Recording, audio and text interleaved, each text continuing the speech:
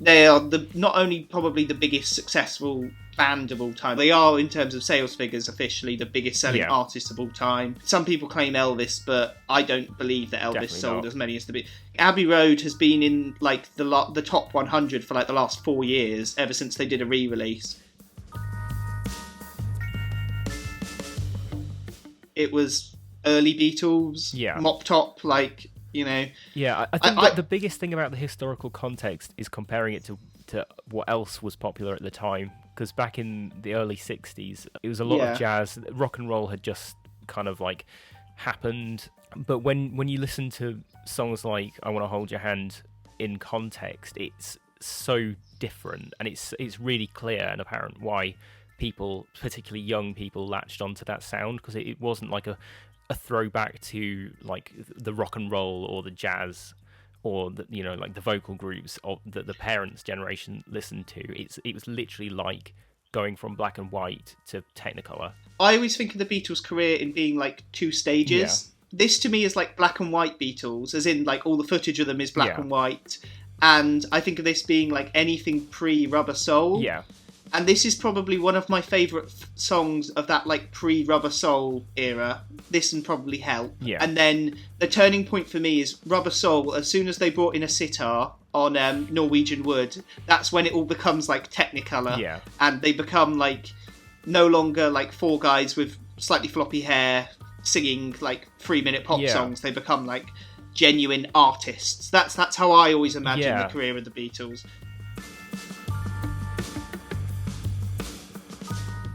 It's the Beatles.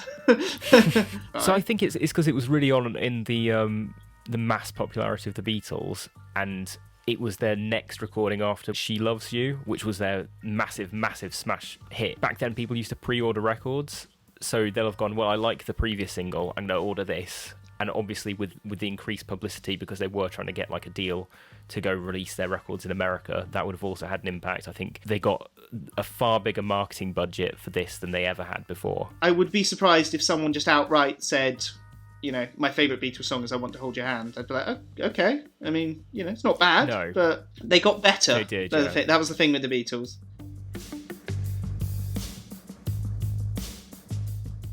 It's the first song that they actually recorded with more than just 2 tracks, so it allowed them. Oh, I didn't know that. Yeah, this is the first 4-track recording they ever did, so it's like the first step towards the birth of production, which I think is Rubber Soul. I think there's no other record around that time where the producer has had so much impact on how the record sounds in terms of like the mix, the overdubs, and the overall like atmosphere created.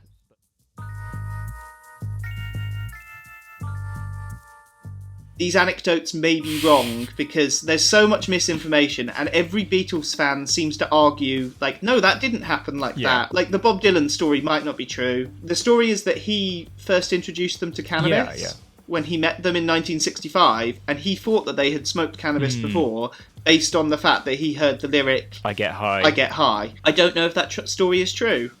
As far as I know, the story is true, and it's been reported multiple times. This isn't a historical deconstruction of the Beatles. It's, you know, talking about the song. Yeah.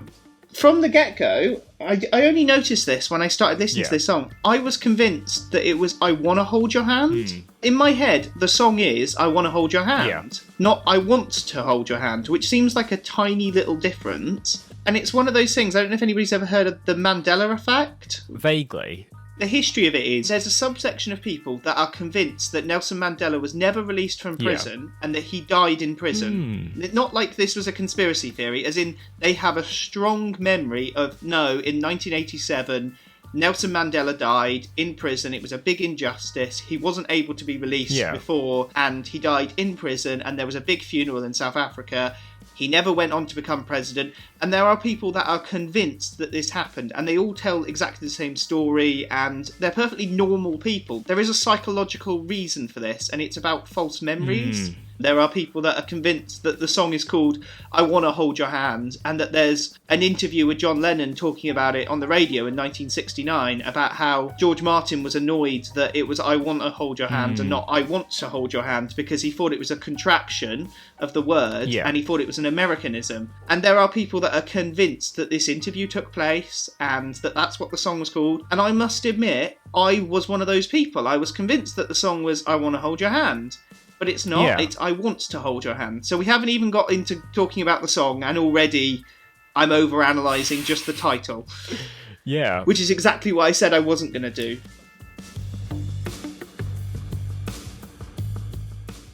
I wouldn't say they're the best band of all time, because I don't know who I would call the best band of all time.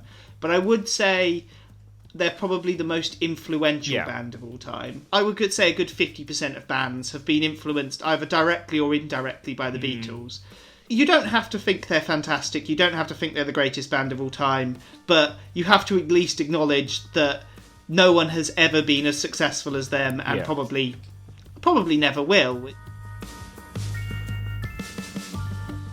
I don't think the Beatles are overrated, but they are definitely overanalyzed. Today, I found about 9 separate podcasts on Apple of just people analysing Beatles songs. Yeah. Nothing else. Just literally podcasts where people go through and analyse Beatles songs. And that to me is insane. Like, they will do like a 2-hour episode on just pick any album, and they'll pick a random album track, and they'll spend 2 hours talking about it. I want to ask, what's your favourite Beatles album? What do you think is the most overrated Beatles album? And what's the most underrated Beatles album? And there might be a bit of crossover between all 3 of those. But my favourite's probably Revolver. My favourite's Revolver as well. What's your favourite track and least favourite track from Revolver? It's got to be the Ringo Starr one. Yellow Submarine. Yeah, that's my least favourite. That's the one song that ruins that album. There's for me. So many good ones. I think Tomorrow Never Knows. Yeah, Tomorrow Never Knows or Taxman would be the opener or the closer. Although I don't think there's a bad Beatles album. I don't think there's such a thing as a bad one. But there's one in particular that I think is incredibly overrated. Is it the White Album? It's the same. Yeah, I think the White Album's. Yeah, that's my one. We're very similar in our tastes, particularly when it comes to the Beatles. It's not bad, and I will concede the good stuff is some of the best stuff they ever did. There's a good single LP in there. Yeah, but it doesn't need to be a double album. But the good stuff is really good. I mean, Helter Skelter is like, it would be in my top 5 Beatles songs.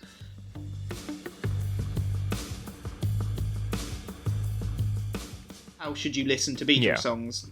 And the argument a lot of people say is everything pre sort of 1965 you should listen to in mono because that's what it was recorded and intended in, and then everything post that should be in stereo.